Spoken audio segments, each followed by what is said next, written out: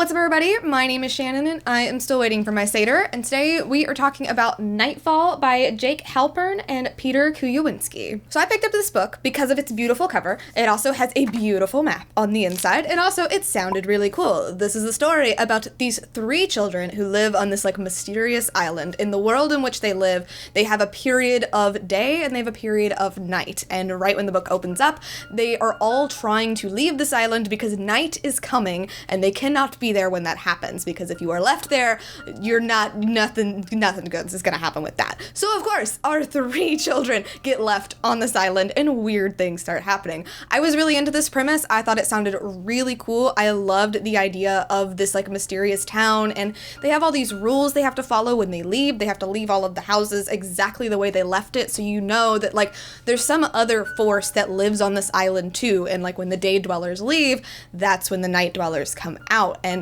the idea that this tide is receding, so they might not be able to leave, and as night is falling, it's getting colder and colder and colder. The horror just seemed like it was gonna really be there. I also like the idea of these kids being our main character. It felt very middle grade horror to me, which I am really into, but it's just not a good read. The dialogue is really bad. It doesn't read like the way kids would talk, and also I was immediately turned off when we started getting descriptions of these characters, and we started getting things like, oh, Line was particularly handsome for a 14-year-old boy, and oh, she is so beautiful, but she is a 14, and just, it was really gross and really weird, especially the way they were interacting with the only mother character that was in this. It just made my skin crawl, and I really didn't like it. I decided to stick with it just because I knew that it was short. I knew I could get through it, but it just never got any better. As people left and they got left behind, I was really hoping the horror would kind of make up for some of that.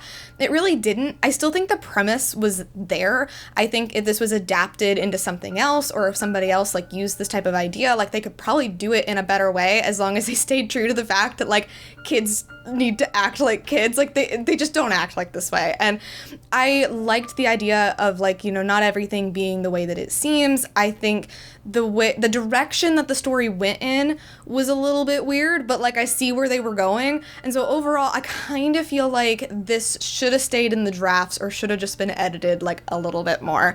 I'm giving it a D-. I don't really think this is a book worth reading. I wouldn't recommend it. I have heard from a friend of mine that it sounds pretty similar to a different short story, so I might check that out. But overall, it really lured me in. It really had so much going for it, but it was only good for the aesthetic and didn't really go much farther than that. But anyway, thank you guys so much for watching this video. If you liked it, be sure to hit that like button down below, and don't forget to subscribe so you can talk books with me every week. That is everything I got for today, and I will see you guys next time.